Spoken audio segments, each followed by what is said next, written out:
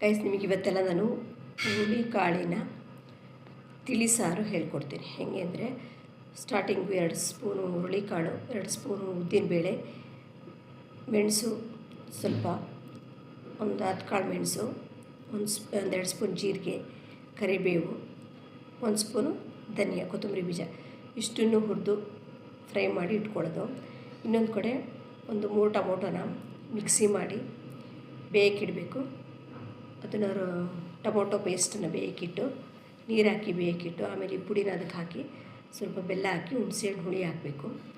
ಆಮೇಲೆ ತುಪ್ಪ ಹಾಕಿ ಸಾಸಿವೆ, ಇಂಗು, ಕರಿಬೇವು, ಇಂಗು ಹಾಕಿ ಒಗ್ಗರಣೆ ಕೊಟ್ಟರೆ ಹುರುಳಿಕಾಳು ತಿಳಿಸಾರು ರೆಡಿ ಟು ಹೀಟ್. ಗೈಸ್, ಇದು ಅಮಾವಾಸ್ಯೆಯಲ್ಲಿ ಮಸ್ತು ಪೂಜೆ ಮಾಡಿ ಧೂಪ ಹಾಕಿದ್ದೆ. ನಿಂಬೆಹಣ್ಣು ಕಟ್ ಮಾಡಿ ಕಾಯಿ ಹೊಡೆಯೋದು ಅಮಾವಾಸ್ಯೆ ಪೂಜೆ. ಇದು ಇದನ್ನು ಅಭ್ಯಾಸ ಆಗಿ ಕ್ಯಾಪ್ಚರ್ ಮಾಡ್ತೀನಿ ಅಷ್ಟೇ. ಇವತ್ತು ಭೀಮನ ಅಮಾವಾಸ್ಯೆ. ವರ್ಷ ನಮ್ಮ ಮನೆಯವರು ನನ್ನ ಕೈ ಸಿಗ್ತಿರಲಿಲ್ಲ, ನನ್ನ ಜೊತೆ ಬರ್ತಿರಲಿಲ್ಲ. ಆದರೆ ಈ ವರ್ಷ ಇದ್ದಾರೆ. ಕಾಲಿಗೆ ಬೀಳಕ್ಕೆ ಹೋದರೂ ಅವರು ಬೇಡ ಅವೆಲ್ಲ ಬೇಡ, ಇದೇ ಸಾಕು, ನೀವು ಯಾವತ್ತೂ ಅದನ್ನು ನಡ್ಸ್ಕೊಂಬಂದಿಲ್ಲ, ಬೇಡ ಅಂತ. ಬಟ್ ಇವತ್ತು ನಾವು ಬಂದಿರೋದು ನನಗೆ ಒಂದು 5 ಜನ ಬಂದ್ವಿ. ನನ್ನ ತಮ್ಮ ಬಂದಾನೆ, ನನ್ನ ಅಳಿಯ ಬಂದಾನೆ, ಇವನು ನನ್ನ ತಮ್ಮನೆ, ಅವರು ನನ್ನ ತಂಗಿ ಗಂಡ, ಎಲ್ಲ ನಾವೇ 5 ಜನ ಬಂದಿದ್ವಿ. ಸಣ್ಣ ಕಾರ್, ಬಾಡಿಗೆ ಕಾರ್ ತಗೊಂಬಂದ್ವಿ. 5 ಜನ ಸಾಕು. ನಾನು ಒಬ್ಬನೇ ಬಂದೆ, ಇಲ್ಲ ನನ್ನ ತಮ್ಮ ಜೊತೆಗೆ ಇದ್ದಾರೆ.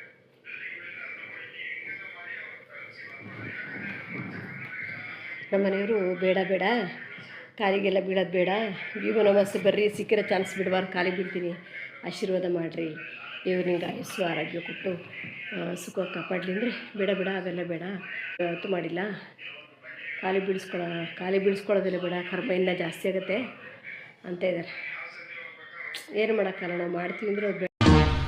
ಕವಿರಾಯ ಓ ಕವಿರಾಯ.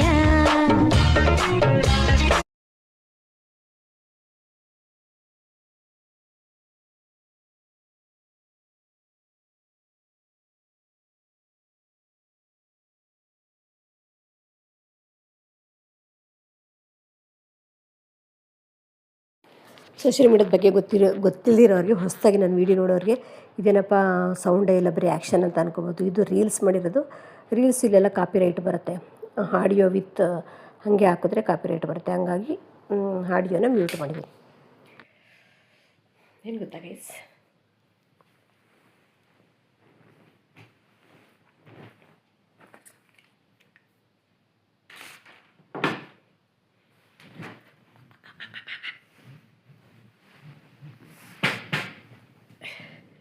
ನನಗೆ ಇತ್ತೀಚೆಗೆ ಬಂದಿರೋ ಥಾಟ್ಸ್ಗಳು, ಚೇಂಜಸ್ ಅಲ್ಲಿ ಏನು ಅನುಭವ ಆಯಿತು, ಏನು ಹೇಳ್ಬೋದು ಅಂದರೆ, ಇಲ್ಲಿ ನಮ್ಮ ಹಣೆಯಲ್ಲಿ ಏನು ಬರ್ತಿರುತ್ತೋ ಅದೇನೇ ಆಗೋದು. ಅದೇ ಒಂದೊಂದು ಅಕ್ಕಿ ಕಾಳು ಮೇಲೆ ಅವ್ರ ಹೆಸರು ಬರೆದಿರುತ್ತೆ ಅಂತಾರಲ್ಲ, ಹಾಗೆ ಎಲ್ಲದಕ್ಕೂ ಋಣ ಬೇಕು. ಋಣ ಇಲ್ಲದೆ ಲೈಫಲ್ಲಿ ಏನೂ ನಡೆಯೋದಕ್ಕೆ ಸಾಧ್ಯನೇ ಇಲ್ಲ. ಆಮೇಲೆ ಇನ್ನೊಂದೇನೆಂದರೆ, ನಾನು ನಾವು ಕಷ್ಟ ಅಂತಲೇ, ನಾನು ಲೈಫಲ್ಲಿ ನಾನು ಕಷ್ಟ ಅಂತಲೇ ಹೇಳ್ಬೋದು. ಯಾಕಂದರೆ ಎಲ್ಲರ ಮನೆಯಲ್ಲೇ ಮೇಡ್ಗಳಿರ್ತಾರೆ ಮತ್ತು ಹೆಲ್ಪರ್ಸ್ ಇರ್ತಾರೆ. ನನ್ನ ಲೈಫಲ್ಲಿ ಅದಾಗಲೇ ಇಲ್ಲ. ನಾನು ಯಾವಾಗ ಮದುವೆಗಿನ ಮುಂಚೆನೂ ಅಷ್ಟೇ, ನಮ್ಮಮ್ಮನಿಗೆ ಮನೆ ಫುಲ್ಲು ಎಲ್ಲ ಕೆಲಸ ಮಾಡಿ, ಅಡುಗೆ ಎಲ್ಲ ಮಾಡಿ, ಊಟಕ್ಕೆ ನಮ್ಮದು ಅಂಗಡಿ ಇತ್ತಾ, ಮುಂದೆಗಡೆ ಅಂಗಡಿ ಇತ್ತು, ಉದ್ದಕ್ಕೂ ಹಿಂದೆಗಡೆ ಮನೆ ಇತ್ತು. ಅಂಗಡಿಗೂ ಮನೆಗೂ ಅದು ಕ್ಲೋಸ್ ಏನಿರಲಿಲ್ಲ, ಫುಲ್ ಓಪನ್ನೇ ಇತ್ತು. ಎಲ್ಲ ಅಡುಗೆ ಮಾಡಿ ಇಟ್ಬಿಟ್ಟು ನಮ್ಮಮ್ಮನಿಗೆ ಊಟಕ್ಕೆ ಬಾರಮ್ಮ ಅಂತ ನಾನು ಕರಿತಾ ಇದ್ವಿ. ನಾವು ಬೆಂಗಳೂರಲ್ಲಿದ್ದಾಗ, ಬೆಂಗಳೂರಿಂದ ಬಂದರೂ ಕೂಡ ನಮ್ಮಮ್ಮವರೇ ನಮಗೆ ಅಡುಗೆ ಮಾಡಿರ್ತಾರೆ. ಅಲ್ಲಿಂದ ಬಂದರೂ ಕೂಡ ನಾವು ಅಡುಗೆನೇ ಮಾಡಬೇಕಿತ್ತು. ಎಲ್ಲೋದ್ರೂ ನಮಗೇನು ಕೂತ್ಕೊಳ್ಳೋ ಅಂಥದ್ದು ಏನಿಲ್ಲ. ನಾವು ಕಷ್ಟನ ನಾವು ಪಡಲೇಬೇಕು. ಒಂದು ಇಡೀ ಮನೆ ಜವಾಬ್ದಾರಿ ಹೆಂಗಿರುತ್ತೆ ನಿಮಗೆ ಗೊತ್ತಲ್ವಾ. ಮನೆ ಕೆಲಸದವರು ಅವರು ಇವರು ಇದ್ದರೆ ಸ್ವಲ್ಪ ಹೆಲ್ಪ್ ಆಗುತ್ತೆ. ಏನಿಲ್ಲ ಎಲ್ಲ ಒಬ್ಬರೇ ಮಾಡ್ಕೊಳ್ಳೋದು ಅಂದರೆ ಕಷ್ಟನೇ. ಮತ್ತೆ ಇಲ್ಲಿ ಬರ್ಸ್ಕೊಂಬಂದ್ಬಿಟ್ಟಿದ್ದೀವಿ, ಕಷ್ಟಪಡಲೇಬೇಕು ಅಂತ, ಏನು ಮಾಡೋಕ್ಕಾಗಲ್ಲ. ನಮಗೆ ಕೈಲಾದಷ್ಟು ದಿವಸ ಮಾಡೋದು, ಆಗದೇ ಇದ್ದಾಗ ಇಲ್ಲ. ಶನಿಮಾತ್ಮ ಶನಿದೇವ ನಮ್ಮ ಮನಸ್ಥಿತಿನ ನೋಡ್ತಾನಂತೆ. ನಮಗೆ ಕೆಲಸ ಮಾಡೋಕ್ಕೆ ಆದರೂ ಕೂಡ ನಾವು ಸೋಂಬೇರಿತನ ಮಾಡಿದ್ರೆ ನಮಗೆ ಸರಿಯಾಗಿ ನಮ್ಮನ್ನು ಎಲ್ಲಿ ದಂಡಿಸ್ಬೇಕು, ಎಲ್ಲಿ ನಮ್ಮನ್ನು ದಂಡಿಸ್ಬೇಕು ಅಲ್ಲಿ ದಂಡಿಸ್ತಾನಂತೆ. ನಾನು ಅದಕ್ಕೆ ಈಗ ಸ್ಟ್ರಾಂಗ್ಲಿ ಐ ಡಿಸೈಡೆಡ್ ಏನು ಡಿಸೈಡ್ ಮಾಡಿದೆ ಅಂದರೆ, ಮೊದಲೆಲ್ಲ ನಾನು ತುಂಬಾ ಅಳ್ತಿದ್ದೆ. ಎಲ್ಲದಕ್ಕೂ ನಾನು ಅಲೋನ್ ಅಂತ ಕೊರಗೋದು, ಎಲ್ಲದಕ್ಕೂ ಯೋಚನೆ ಮಾಡೋದು, ಹೀಗೆಲ್ಲ ಮಾಡ್ತಿದ್ದೆ. ಈಗ ನಾನು ಏನು ಡಿಸೈಡ್ ಮಾಡಿದ್ದೀನಿ ಅಂದರೆ, ನನ್ನ ಲೈಫಲ್ಲಿ ಏನೇ ನಡೀಲಿ ನಾನು ಅಳಬಾರ್ದು, ಅದನ್ನು ಫೇಸ್ ಮಾಡೋಕ್ಕೆ ರೆಡಿ ಇರಬೇಕು. ದೇವ್ರ ಮೇಲೆ ಭಾರ ಹಾಕಬೇಕು. ಮನುಷ್ಯ ಹುಟ್ಟಿರೋದೇ ಕಷ್ಟಪಡೋಕ್ಕೆ, ಸುಖ ಪಡೋಕ್ಕಂತೂ ಖಂಡಿತ ಹುಟ್ಟಿಲ್ಲ. ಅಂದಮೇಲೆ ನಾವು ಕಷ್ಟನ ಫೇಸ್ ಮಾಡೋಂಥ ಕೇಪಬಿಲಿಟಿನ ಬೆಳೆಸ್ಕೋಬೇಕು. ಮನುಷ್ಯನಿಗೆ ಕಷ್ಟ ಬರದೆ ಮರಕ್ಕೆ ಬರುತ್ತಾ ಅಂತ ತಿಳ್ಕೊಬೇಕು. ನಮ್ಮ ಮನೇಲಿ ಏನು ಬರೆದಿರುತ್ತೋ ಅದೇ ಆಗೋದು. ಯೋಗಿ ಪಡೆದಿದ್ದು ಯೋಗಿಗೆ, ಜೋಗಿ ಪಡೆದಿದ್ದು ಜೋಗಿಗೆ. ಒಂದಂತೂ ಕಟ್ ಆ್ಯಂಡ್ ಕ್ಲಿಯರಾಗಿ ಹೇಳೋದಾದರೆ, ಐ ಆಮ್ ನಾಟ್ ಲಕ್ಕಿ. ಯಾವುದೇ ವಿಚಾರ ನಾನು ಇನ್ನು ಸ್ವಂತ ವಿಚಾರಗಳನ್ನ, ನನ್ನ ಪರ್ಸ್ನಲ್ ವಿಚಾರಗಳನ್ನ ನಾನು ಶೇರ್ ಮಾಡಲ್ಲ. ಹೀಗೆ ಅಡುಗೆದು ಟಿಪ್ಸು ಅದು ಇದು ಸಾಧ್ಯವಾದರೆ ಶೇರ್ ಮಾಡ್ತೀನಿ. ರೆಗ್ಯುಲರ್ ವೀಡಿಯೋಸ್ ಅಂತೂ ನನ್ನಿಂದ ನೀವು ಎಕ್ಸ್ಪೆಕ್ಟ್ ಮಾಡೋ ಹಾಗಿಲ್ಲ. ನಿಮಗೆ ಯಾವಾಗ ಫ್ರೀ ಆಗುತ್ತೋ ಆವಾಗ. ಈ ವಿಡಿಯೋ ಇಷ್ಟವಾದರೆ ಲೈಕ್ ಮಾಡಿ, ಶೇರ್ ಮಾಡಿ, ಸಬ್ಸ್ಕ್ರೈಬ್ ಮಾಡಿ.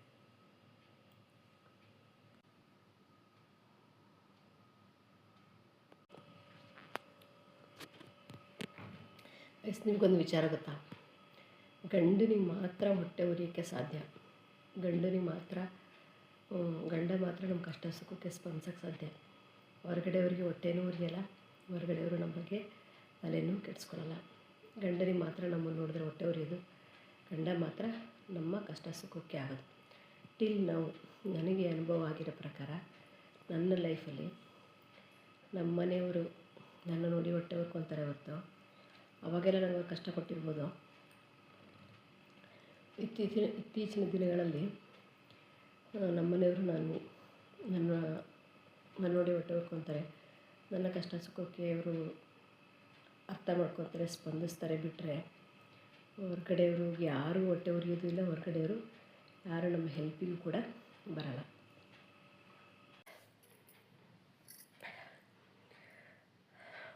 ಗೈಸ್, ನಾನು ಆಗಲೇ ಕಷ್ಟ ಅಂತ ಹೇಳಿದ್ನಲ್ಲ, ನನ್ನ ಲೈಫಲ್ಲಿ ಏನೇ ಕಷ್ಟ ಇದ್ದರೂ, ಕಷ್ಟ ಅಂದರೆ ನಾನು ಹೊರಗಡೆಯವ್ರ ಬಗ್ಗೆ ತಲೆ ಕೆಡಿಸ್ಕೊಳ್ಳಲ್ಲ. ಹೊರಗಡೆಯವ್ರಿಗೋಸ್ಕರ ಯಾರಿಗೋಸ್ಕರ ನಾನು ಅಳಲ್ಲ. ಯಾಕಂದರೆ ನನಗೆ ವಾಸ್ತವ ಚೆನ್ನಾಗಿ ಗೊತ್ತು. ನಾವು ನಮಗೆ ಎಫರ್ಟ್ ಹಾಕೋರಿಗೆ, ನಮ್ಮ ಮನೆಯವ್ರ ಬಗ್ಗೆ ನಾವು ತಲೆ ಕೆಡಿಸ್ಕೋಬೋದು. ನನಗೆ ಲೈಫಲ್ಲಿ ಕಷ್ಟ ಅನಿಸೋದು, ನನಗೆ ಕೊರಗೋದು, ಅಳೋದು ಇಲ್ಲ ನಮ್ಮ ಮನೆಯವ್ರಿಗೋಸ್ಕರ. ನಮ್ಮ ಲೈಫ್ ಹೆಂಗಿದೆಯಲ್ಲ, ಮುಂದೆ ನಮ್ಮ ಲೈಫ್ ಹೆಂಗೆ ಏನು ಅಂತ ಇದಕ್ಕೋಸ್ಕರ ಅಳ್ತೀನಿ ಹೊರತು ನಾನು ಬೇರೆಯವ್ರಿಗೋಸ್ಕರ ಹಂಬಲಿಸೋದು ಇಲ್ಲ. ಅವೆಲ್ಲ ಕ್ಷಣಿಕ ಜೀವನಗಳು, ಅದು ನ್ಯಾಯಬದ್ಧ ಕೂಡ ಅಲ್ಲ. ಯಾಕಂದರೆ ನಮಗೋಸ್ಕರ ಗಂಡ ಅದನ್ನು ಕಷ್ಟಪಟ್ಟು ಅವನಿಗಾಗದೆ ಹೋದರೂ ದುಡಿತಾನೆ. ಅವನಿಗಾಗಿ ನಾವು ಮಿಡಿಯೋದ್ರಲ್ಲಿ ಅರ್ಥ ಇದೆ. ಕೆಲವ್ರು ಹೆಂಗೆ ಮಾಡ್ತಾರೆ ಅಂದರೆ, ಗಂಡ ಕಷ್ಟಪಟ್ಟು ದುಡಿತಿರ್ತಾನೆ, ಅವರಿಂದಲೇ ಅನ್ನ ತಿಂತಿರ್ತಾರೆ. ಆದರೂ ಅವರು ನಿಯತ್ತನಂತಿರಲ್ಲ.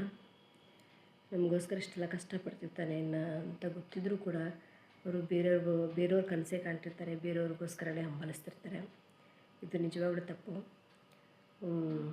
ನಮಗೋಸ್ಕರ ಎಫರ್ಟ್ ಹಾಕಿ, ನಮಗೋಸ್ಕರ ಇಷ್ಟೆಲ್ಲ ಕಷ್ಟಪಡ್ತಿರ್ತಾರೆ, ಅಂಥವ್ರಿಗೋಸ್ಕರ ನಾವು ಮಿಡಿಬೇಕು.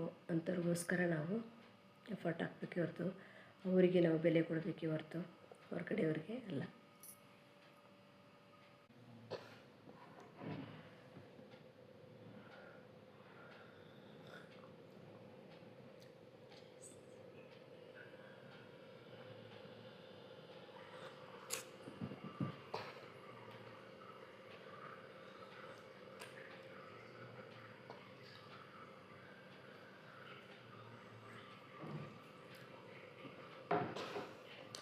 ನೆಮ್ಮದಿಯಾಗಾದರೂ ಟೀ ಕುಡಿಯೋಣ. ಎಲ್ಲದಕ್ಕೂ ಕ್ಯಾಮ್ರಾ ಹಿಡ್ಕೊಂಡು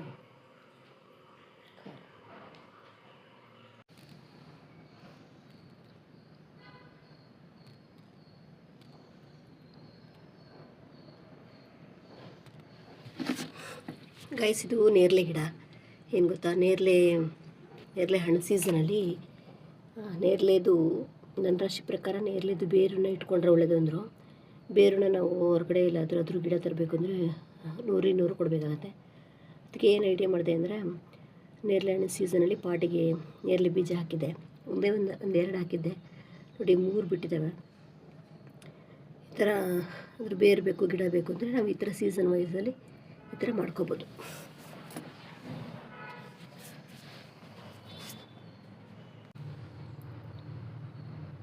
ಇದು ಕೊತ್ತಂಬರಿ ಸೊಪ್ಪು ಬಿಟ್ಟಿದೆ, ಕೊತ್ತಂಬರಿ ಹಾಕಿದ್ದೆ. ಕೈಸ್ ಏನು ಗೊತ್ತಾ, ಇಲ್ಲೆಲ್ಲ ಮಳೆ ಬರ್ತಿದೆಯಲ್ಲ, ಮಳೆಗೆ ಎಲ್ಲ ಕೆಸರು. ನಿನ್ನೆ ಅಂತೂ ಜಾರೇ ಬಿಡ್ತಿದ್ದೆ ನಾನು ನನ್ನ ಮಗಳ ಬಟ್ಟೆ ಒಣಗಾಕಕ್ಕೆ ಹೋಗಿ. ಆವಾಗವಾಗ ಈ ಥರ ಕೊತ್ತಂಬರಿನ ಬೆಳೆಸ್ಕೋಬೋದು ಪಾಟಲ್ಲಿ. ಮನೇಲಿದ್ದರೆ ಎಲ್ಲವೂ ಮಾಡ್ಕೋಬೋದು. ಗೊತ್ತಿಲ್ಲ ಗೈಸ್, ನಾವು ಲೈಫಲ್ಲಿ ನನಗೂ ನಮ್ಮ ಮನೆಯವ್ರಿಗೂ ನಾವು ಜೀವನದಲ್ಲಿ ಸ್ಟಾರ್ಟಿಂಗಲ್ಲ ನಮ್ಮ ಲೈಫನ್ನು ಈಸಿಯಾಗಿ ತೊಗೊಂಡ್ವಿ. ದುಡ್ಡಿಂದ ಬೀಳಿಲ್ಲ. ದುಡ್ಡು ಇದ್ದಾಗ ಕೂಡ ನಾವು ಅದನ್ನು ಉಳಿಸ್ಕೊಳ್ಳಿಲ್ಲ, ಎಲ್ಲ ಹಾಳು ಮಾಡ್ಕೊತಾ ಬಂದು ಈಗ ಜೀವನ ಲೈಫ್ ಎಷ್ಟು ಕಷ್ಟ ಅನ್ನಿಸ್ತದೆ. ನಾನು ಕೆಲಸಕ್ಕೂ ಬೇರೆ ಹೋಗಬೇಕು. ಮನೇಲಿದ್ದರೆ ನಾವೇನಾದರೂ ವ್ಲಾಗ್ ಮಾಡ್ಬೋದು ಅಥವಾ ಬೇರೆ ಏನಾದರೂ ಮಾಡ್ಕೋಬೋದು. ಗಿಡಗಳು ಬೆಳೆಸೋದೇ ಆಗಲಾದ್ರೆ ಆರೈಕೆನೇ ಆಗಲಿ, ಮತ್ತೊಂದೇ ಆಗಲಿ, ಎಕ್ಸೆಟ್ರಾ ಅದು ಇದು ಮಾಡ್ಬೋದು. ನಮ್ಮ ಮನೆಯವರು ಕೆಲಸಕ್ಕೇನು ಹೋಗ್ಬೇಡ, ಆರಾಮಾಗಿ ಮನೇಲಿರು ಅಂತಾರೆ. ನಮ್ಮ ಮನೆಯವ್ರಿಗೆ ದುಡ್ಡಿಂದು ಎಲ್ಲ ವ್ಯಾಮೋಹ ಇಲ್ಲ. ಯಾವಾಗಲೂ ನಿಂತರೆ ಹೋಗ್ಬೇಕಾದ್ರೆ ಏನು ಹೊತ್ಕೊಂಡು ಹೋಗ್ತೀವಿ, ನಿಮ್ಮ ಕೈಲಿ ಆಗಲ್ಲ ಹೊರಗು ಒಳಗು ಎಲ್ಲ ಮಾಡೋಕ್ಕೆ. ಅವಾಗೆಲ್ಲ ಮೊದಲಿಂದ ಒಬ್ಬಳೇ ಒದ್ದಾಡ್ಕೊಂಡು ಕಷ್ಟಪಟ್ಟಿದೀಯಾ, ಇವಾಗಲಾದರೂ ಆರಾಮಾಗಿರೋ ಅಂತಾರೆ. ಆದರೆ ನನಗೆ ಈಗಿರೋ ಕಮಿಟ್ಮೆಂಟು, ಈಗಿರೋ ಪ್ರಾಬ್ಲಮ್ಗಳಿಗೆ ನಾನು ಕೆಲ್ಸಕ್ಕೆ ಹೋಗಲೇಬೇಕು. ಬೆಳಗ್ಗೆ ಅವರು ಕೆಲ್ಸಕ್ಕೆ ಬರೋಕ್ಕೆ ಹೇಳಿದ್ರು ನನಗೆ. ನಾನೇ ಈ ತಿಂಗಳು ಆಗಲ್ಲ ಅಂತ ಸ್ಕಿಪ್ ಮಾಡಿದೆ. 10:30 ಹೋದರೆ ಸಂಜೆ 8 ಗಂಟೆಗೆ ಬರಬೇಕು. ನಿಜವಾಗ್ಲೂ ನನ್ನ ಕೈಯಲ್ಲಿ ಆಗುತ್ತಾ ಅನ್ನೋದೇ ಕ್ವಶನ್ ಮಾರ್ಕು. ಸ್ವಲ್ಪ ಏನೋ ಸ್ವಂತ ಮಾಡಬೇಕು ಅಂದ್ಕೊಂಡಿದ್ದೀನಿ. ಅದು ಬಂಡವಾಳ ಬೇಕಲ್ಲ. ಅಲ್ಲಿವರೆಗಾದರೂ ನನಗೆ ದುಡ್ಡು ಅನ್ನೋದು ಬರೋದು ನಮ್ಮ ಮನೆಯವರಿಂದ ಅಷ್ಟೇ. ನಂಗೆ ಹೊರಗಡೆಯಿಂದ ಎಲ್ಲೂ ನನಗೆ ದುಡ್ಡು ಅನ್ನೋದು ನನಗೆ ಕೈ ಸೇರಿಲ್ಲ. ಬಿಕಾಸ್ ನನಗೆ ಒಬ್ಬರ ಹತ್ರ ಏನಾದರೂ ಕೇಳಬೇಕು ಅಂದರೆ ಆಗಲ್ಲ. ನಮ್ಮ ಮನೆಯವ್ರ ಹತ್ರ ಅಷ್ಟೇ ನನಗೇನಾದರೂ ಕೇಳಬೇಕು ಅಂತ ಅವ್ರ ಹತ್ರನೇ ನಾನು ಜಗಳ ಆಡೋದು. ನಮ್ಮ ಮನೆಯವ್ರ ಮೇಲೆ ನಾನು ನನ್ನ ಲೈಫಲ್ಲಿ ನಾನು ಜಾಸ್ತಿ ಕೋಪ ಮಾಡ್ಕೊಳ್ಳೋದು ನನ್ನ ಮಗಳ ಹತ್ರ, ನಮ್ಮ ಮನೆಯವ್ರ ಮೇಲೆ ನಾನು ತುಂಬ ಕೋಪ ಮಾಡ್ಕೊಳ್ಳೋದು. ನಂಗೆ ದುಡ್ಡು ಅಂತ ಬರೋದಾದರೂ ಕೂಡ ಬಂದಿರೋದು ಕೂಡ ನಮ್ಮ ಮನೆಯವರಿಂದ ಬಿಟ್ಟು ನಾವು ಹೊರಗಡೆಯಿಂದ ಎಲ್ಲೂ ಋಣ ಇಲ್ಲ. ಮತ್ತು ನನ್ನ ಮಗಳ ಹತ್ರ ಅಷ್ಟೇ ಜಾಸ್ತಿ. ನಮ್ಮ ಮನೆಯವರಿಂದಲೇ ನನಗೆ, ನನ್ನ ಮಗಳು ಸ್ವಲ್ಪ ಅಷ್ಟೇ. ಅದೇ ಎಲ್ಲದಕ್ಕೂ ಋಣ ಬೇಕಂತಾರಲ್ಲ, ಅಷ್ಟಪ್ಪ. ನಾನು ಯಾರ ಹತ್ರನೇ ಏನು ಕೇಳೋಕ್ಕೆ ಇಷ್ಟಪಡಲ್ಲ ನನಗೆ. ಹಾಗಾಗಿ ನಾನು ರಂಗೋಲಿ ಬಗ್ಗೆ ಹೇಳೋದಾದರೆ, ನಿಮಗೆಲ್ಲ ಅನಿಸ್ಬೋದು ಸಾಮಾನ್ಯವಾಗಿ. ನಾನು ರಂಗೋಲಿ ಬಿಟ್ಟಾಗ ಯಾವಾಗಲೂ ಒಂದೊಂದೇ ಚಿಕ್ಕದು ಬಿಡ್ತಿರ್ತೀನಿ ಅಂತ. ಯಾಕೆಂದರೆ ನಾವು ಮದುವೆಗಿನ ಮುಂಚೆ ನನಗೊಂದು 5 ರಂಗೋಲಿ ಬರ್ತಿದ್ದಿದ್ದು ಅಷ್ಟೇ. ದೊಡ್ಡದು 5 ಬರ್ತಿತ್ತು. ಯಾಕಂದರೆ ಅದು ನಮ್ಮದು ಮದುವೆಗಿನ ಮುಂಚೆ ಅಂದರೆ ಓನ್ ಹೌಸು, ವಿಶಾಲವಾದ ಜಾಗ ಇರ್ತಿತ್ತು, ಬಿಡ್ತಿದ್ವಿ. ಮದುವೆ ಆಗಿ ಹೋಗ್ತಿದ್ದಂಗೆ ನಾವು ಮದುವೆ ಆಗಿ ಕಡೂರ್ಗಿ ಒಂದು 6 ತಿಂಗಳಿದ್ದಷ್ಟೇ. ಆಮೇಲೆ ನಮ್ಮ ಮನೆಯವರು ಬೆಂಗಳೂರಿಗೆ ಕರ್ಕೊಂಡೋದ್ರು. ಅಲ್ಲೆಲ್ಲ ಆ್ಯಸ್ ಯೂಶ್ವಲ್ ನಿಮಗೆ ಗೊತ್ತಲ್ಲ, ರೆಂಟ್ ಹೌಸ್ ಅಂದರೆ ಎಲ್ಲ ಫಸ್ಟ್ ಫ್ಲೋರು. ಮತ್ತು ವಠಾರದ ಮನೆಗಳಲ್ಲಿ ನಾವಿದ್ದಿದ್ದು. ಅಲ್ಲೆಲ್ಲ ರಂಗೋಲಿ ಬಿಡೋಕ್ಕೆ ಜಾಗ ಸಹ ಇರ್ತಿರಲಿಲ್ಲ. ಏನಪ್ಪ ಅಂದರೆ ಬರೀ ಚಿಕ್ಕದು ಒಂದೊಂದು ಚಿಕ್ಕ ರಂಗೋಲಿಗಳನ್ನ ಮಾತ್ರ ಬಿಡಬೇಕಾಗಿತ್ತು. ಹಾಗಾಗಿ ನನಗೆ ರಂಗೋಲಿ ಬಿಡೋವಂಥ ದೊಡ್ಡ ರಂಗೋಲಿ ಬಿಡೋವಂಥ ಅವಕಾಶ ನನಗೆ ಸಿಗಲಿಲ್ಲ. ಬಂದಿರೋ ರಂಗೋಲಿಗಳು ಕೂಡ ಮರ್ತೇ ಹೋಯಿತು. ಹಾಗಾಗಿ ಚಿಕ್ಕ ರಂಗೋಲಿಗಳಷ್ಟೇ ನಾನು ಬಿಡೋದು. ಎಳೆ ರಂಗೋಲಿ 1-2 ಬರ್ತವೆ. ದೊಡ್ಡದೆಲ್ಲ ಒಂದು 10 ರಂಗೋಲಿ ಬರ್ತಿತ್ತು. ಈಗ ಅದೇ ಹೇಳ್ದಲ್ಲ, ರೆಂಟ್ ಹೌಸ್ಗಳಲ್ಲಿ ಬಿಡೋಕ್ಕೆ ಅವಕಾಶ ಇರೋಲ್ಲ. ಈಗಿರೋದು ಕೂಡ ನಾವು 2nd ಫ್ಲೋರು, ಎಲ್ಲ ದೊಡ್ಡ ರಂಗೋಲಿ ಎಲ್ಲ ಬಿಡೋಕ್ಕೆ ಆಗಲ್ಲ.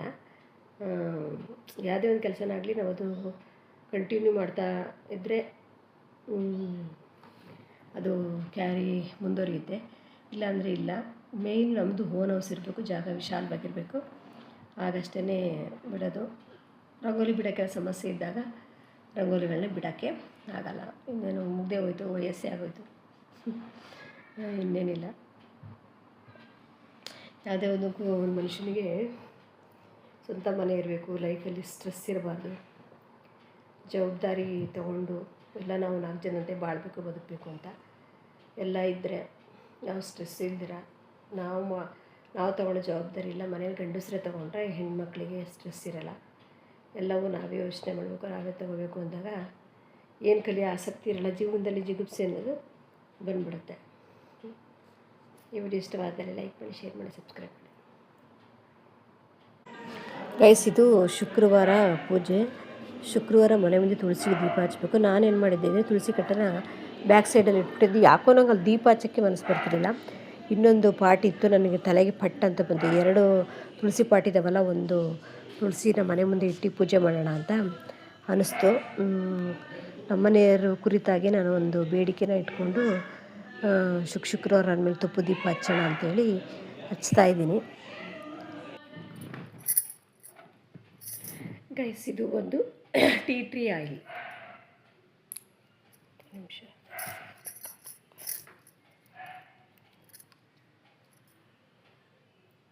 ಇದು ಬಂದು ಟೀ ಟ್ರೀ ಆಯಿಲು. ಇದು ಫ್ಲಿಪ್ಕಾರ್ಟ್ಗಿನ್ನ ಮೀಶೋದಲ್ಲಿ ತುಂಬಾ ಕಡಿಮೆ ಇದೆ. ಟೀ ಟ್ರೀ ಆಯಿಲ್ ಯೂಸ್ ಮಾಡೋದ್ರಿಂದ ವಾಟ್ಸ್ ಎಲ್ಲ ಹೋಗುತ್ತೆ. ಹೆಂಗೆ ಅದನ್ನು ಅಪ್ಲೈ ಮಾಡೋದು ಹೇಗೆ ಅಂತ ನಾನು ಹೇಳ್ತೀನಿ. ಟೀ ಟ್ರೀ ಆಯಿಲು ಮತ್ತು ಆ್ಯಪಲ್ ಸೈಡರ್ ವಿನಿಗರು ಮತ್ತು ಹರಳೆಣ್ಣೆ, ಕ್ಯಾಸ್ಟ್ರೋಲ್ ಆಯಿಲ್, ಇವು 3 ಸಮ ಪ್ರಮಾಣದಲ್ಲಿ ತೊಗೊಂಡು ಮಿಕ್ಸ್ ಮಾಡಿಕೊಂಡು ಎಲ್ಲೆಲ್ಲಿ ವಾಟ್ಸ್ ಇದೆಯೋ, ನರೊಳ್ಳೆ ಎಲ್ಲೆಲ್ಲಿದೆಯೋ ಅಲ್ಲಿ ಅಪ್ಲೈ ಮಾಡ್ತಾ ಬರೋದ್ರಿಂದ ನರಳೆಗಳು ಹೋಗ್ತವೆ. ನನಗೆ ಇಲ್ಲೊಂದಾಗಿದೆ, ಬಿಟ್ಟರೆ ಮತ್ತೆ ಎಲ್ಲಿ ಆಗ್ಬಿಡುತ್ತೆ ಅಂದ್ಬಿಟ್ಟು ಮತ್ತೆ ಇಲ್ಲೊಂದು 2 ಇದೆ ಇಲ್ಲಿ, ಅದಕ್ಕೆ ಹಚ್ಚೋಣ ಅಂಥೇಳಿ ಹಚ್ತಾ ಇದ್ದೀನಿ. ನನ್ನ ಹತ್ರ ಕೋಲ್ಡ್ ಪ್ರೆಸ್ಡು ಗಾಣದ ಎಣ್ಣೆ, ಹರಳೆಣ್ಣೆ ಇದೆ ಮತ್ತು ಕೊಬ್ಬರಿ ಎಣ್ಣೆನೂ ಇದೆ. ಈ ವಾಟ್ಸಿಗೆ ನರೊಳ್ಳೆ ಹೋಗಬೇಕು ಅಂದರೆ ಏನು ಮಾಡಬೇಕು ಅಂದರೆ, tea tree oil, apple cider vinegar ಮತ್ತು ಹರಳೆಣ್ಣೆ ಇವು 3 ಸಮ ಪ್ರಮಾಣದಲ್ಲಿ ತೊಗೊಂಡು ಮಿಕ್ಸ್ ಮಾಡಿ ಎಲ್ಲೆಲ್ಲಿ ನರೊಳ್ಳೆ ಇದೆಯೋ ಅಲ್ಲಿ ಹಚ್ತಾ ಬಂದರೆ ಕಾಲಕ್ರಮೇಣ ಅದು ಡ್ರೈ ಆಗಿ ಬಿದ್ದು ಹೋಗುತ್ತೆ ಅಥವಾ ಒಣಗಿ ಹೋಗುತ್ತೆ. ಯಾರ್ಯಾರಿಗೆ ನರೊಳ್ಳೆ ಇದೆಯೋ ಅವರೆಲ್ಲ ಇದನ್ನು ಮಾಡ್ಕೋಬೋದು.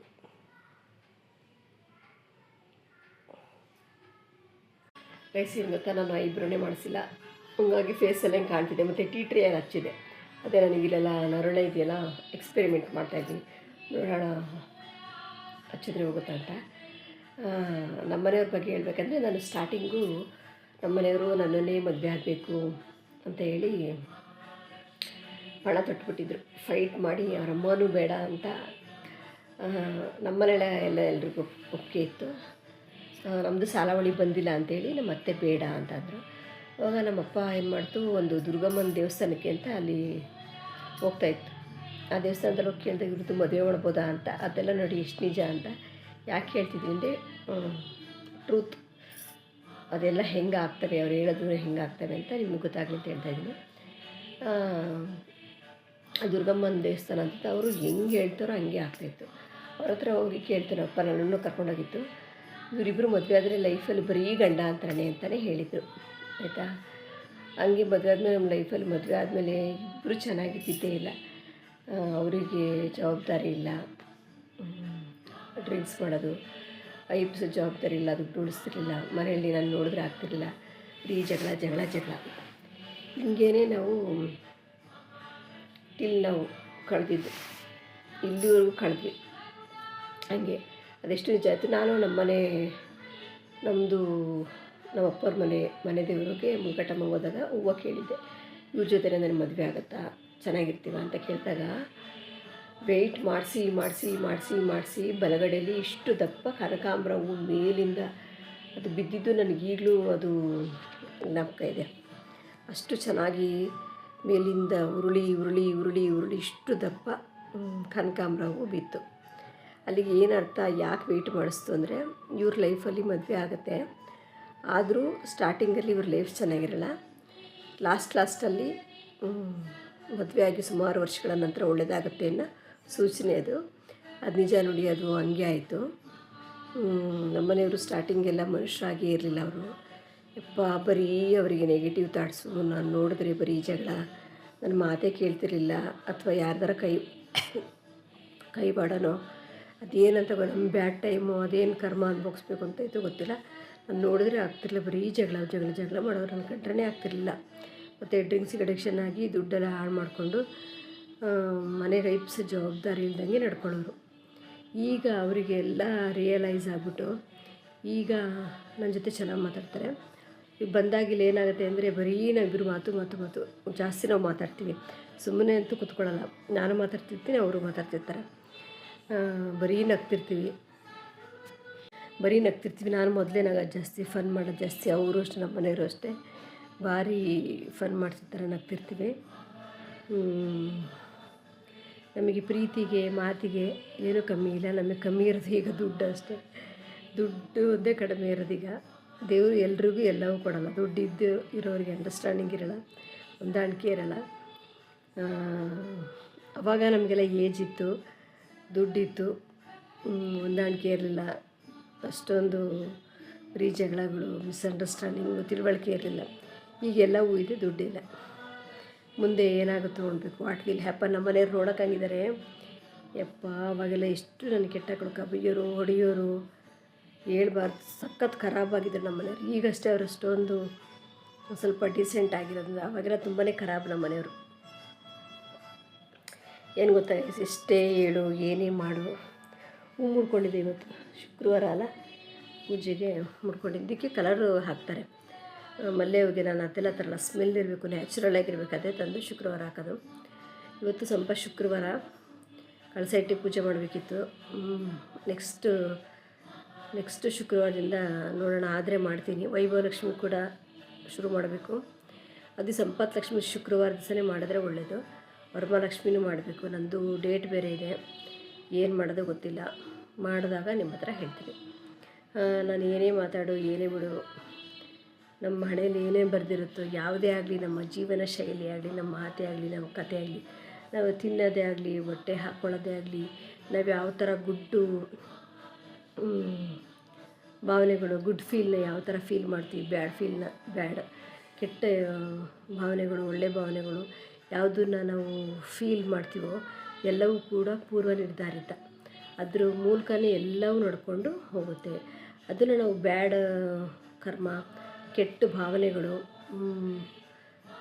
ಕೆಟ್ಟ ಥಾಟ್ಸ್ಗಳು ನಮ್ಮ ಲೈಫಲ್ಲಿ ಏನೂ ಈಸಿಯಾಗಿ ಆಗೋಲ್ಲ, ಎಲ್ಲ ಕೆಟ್ಟದೇ ನಡೀತಿರುತ್ತೆ ಅಂದಾಗ ಅದನ್ನು ಚೇಂಜ್ ಮಾಡ್ಕೊಡೋದು ಕೂಡ ನಮ್ಮ ಕೈಲೇ ಇದೆ.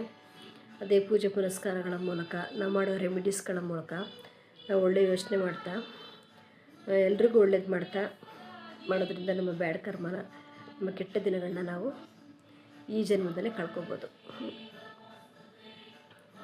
ಏನೇನೋ ಹೇಳ್ಬೇಕು ಅನ್ನಿಸ್ದಾಗೆಲ್ಲ ನನಗೆ ಕ್ಯಾಮ್ರಾ ತೊಗೊಂಡು ಹೇಳ್ತಾಯಿದ್ದೀನಿ, ಫ್ರೀ ಇರೋದಕ್ಕೆ. ಇನ್ನು ಮುಂದಿನ ದಿನಗಳು ಏನು ಅಂತ ಗೊತ್ತಿಲ್ಲ, ನೋಡೋಣ.